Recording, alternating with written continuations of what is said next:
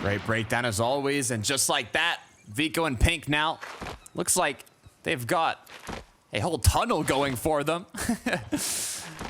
as the opponents are on the other side. About halfway through now of the matches. Reminder, there are 5 matches being played out, 250 duos. And for a lot of them, for everybody, actually, it's their last chance to make it to the semifinals, whether it be upper bracket of the top 50 or lower in the lower 200. And you know the pressure is going to start getting to a lot of these duos, Jacob.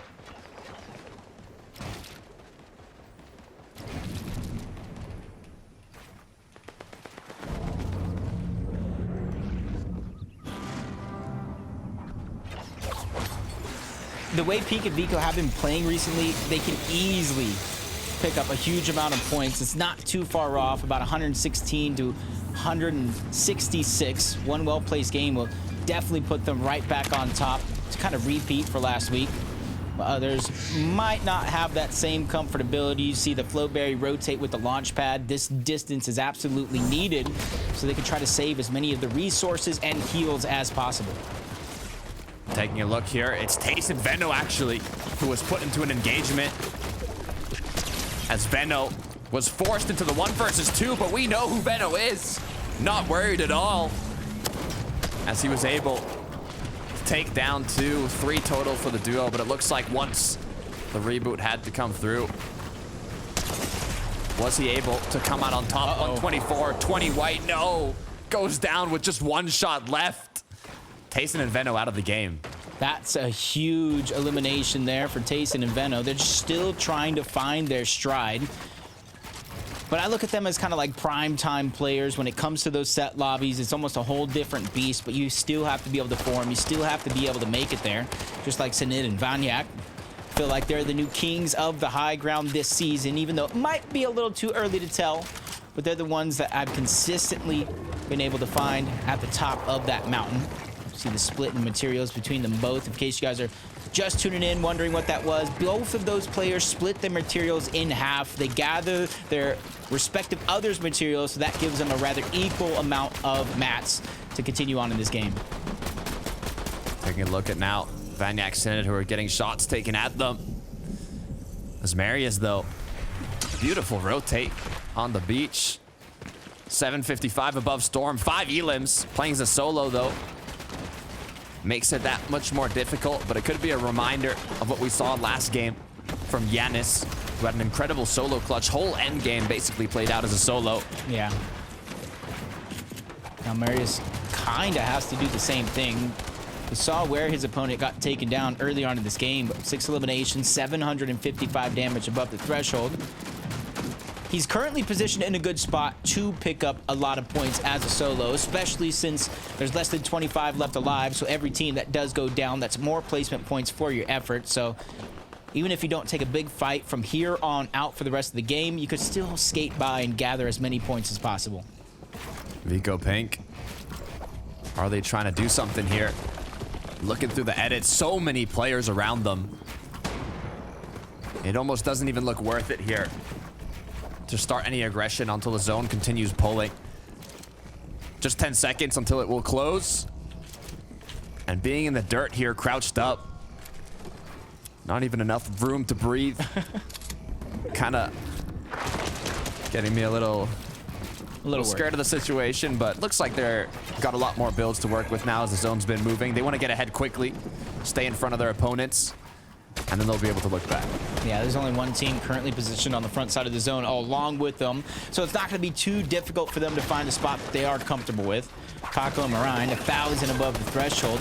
All they need is that same position. They're immediately going to go and move towards the front side, up the mountain with the grapple blade as well. That's something they don't want to wait to the zones on their back to worry about.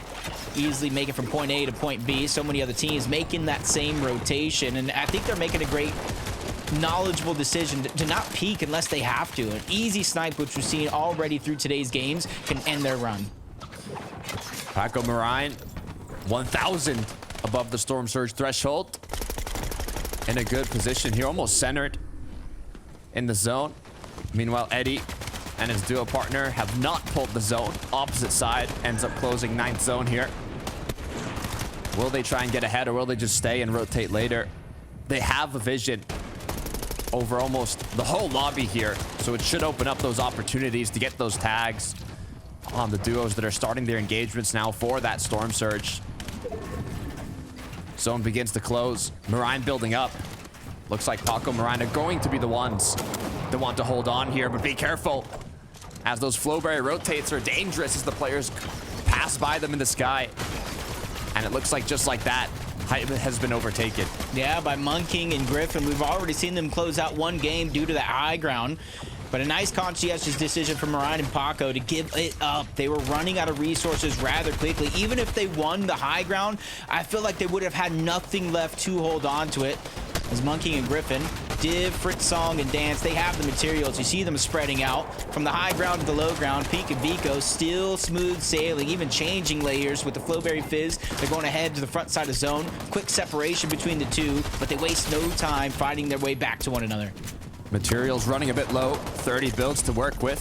Consumables heals at an all-time high, though. Pink fizzing up Vico here, giving him that mobility boost, that energy. As now they moved up a couple layers, as Marius continues to play as a solo. Reminder, has been playing as a solo throughout this whole end game here. But it looks like the danger levels are going to rise too high as he gets taken out. Syned Vaniac now ahead of the Storm, continuing to tarp on the edge, but Materials once again only 14 builds. Surprising to see their consistency here from the high ground going all the way down low to the low ground as well, showing they can literally do it all. Vico and Pink still doing a good job staying ahead of the zone, but the resources are beginning to run out. They might have to go for a refresh, and Psycho Cringe on the other side, Noms as well, they're becoming the target, but no entry is going to be granted. Pink and Vico, they have to disengage and figure out another path to the front side of the zone. Aggression is going to have to come through shortly as the Materials run lower and lower. Zangi, though, up top. Height has been overthrown once again. It's the new duo with the crowns as they continue to apply that pressure on the teams down below. Good amount of materials to work with for Paco and Marine, though. On the contrary, 5, 4, 3, 2, 1. That's it. You're done.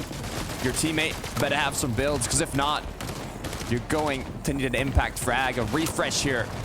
Some eliminations as watch out. It's Vico and Pink from the back. They get a huge shot on Paco, but it's not enough to knock him down. As now they rotate through, looking to make something happen. Yeah, that was a close call for both of the respective duos, but once again, Pink returns to the scene of the crime, finds the elimination, and gets the refresh in the siphon that's absolutely needed. Another player is beginning to put them under siege. The builds are already under Vico's control, and he is scrambling all around. No builds left to his name, trying to stay alive. He also has the flopper, so I think that's going to be the play for him. Stagger himself just a little bit so he can get a nice flank on an unsuspecting player, and I think Eddie might be him. Target might have been found. It has been found, but it's not enough for a knock. Last flopper gets eaten. Vico now forced to jump back on in. The question is he going to run into a duo? Will he run into a solo? It's a duo down below. It's not where you want to be. Paco now finishing him off as Vaniac and Syned. 7 elims. They're on fire. They're hungry. They want more. As Fokus, Zangi up above, continuing to take on shots and play more aggressive. Yeah, and they have the builds to go ahead and hold on to it. It's just about if they're going to go ahead and fall down, because on Focus, there's no HP heals on him. So if this goes going down to heal off, they might not have what it takes to make it come through. Vaniac still holding on the front side of zone. Syned's there as well. They're just a little separated, trying to reunite. Marine, he's going to start to heal off maybe a little too early, but still has 2 other med kits left with 9 eliminations on the team. Top 6 has been secured. Vaniac's going to go down. That leaves it all to Syned and his 1 med kit. So he's going to have to go on the hunt as soon as this one's done. Focus continuing to disrupt the low ground. His duo partner is up above in the clouds playing the heal off. All he has to do is disrupt, cause chaos, but he's unable to do so. Zangi now continuing with the med kits. Marine forced into the action. All players down below has been eliminated. Will Marine be able to find a heal off? No, unable to. Zangi coming out on top. It just looked like all-out destruction towards that low ground. Even with the heal-offs, they were trying to outlast for those points, but it was the high ground yet again. With some of these roller coaster of zones, it allows for them to not only save the resources, but not even get looked at. Not a single shot going the way of high ground throughout the course of that end game, which made it easy for Zangi to hold on to those med kits and take it all. Even had the option to take shots if he needed to. He had that vision, that line of sight onto Marine, but with Marine unable to pick up the medkit, to pick up the heals, he went down in the second place, but that's good enough to continue forwards. But what I want to continue to is those three beautiful faces. Adam Levin Mini, what you got?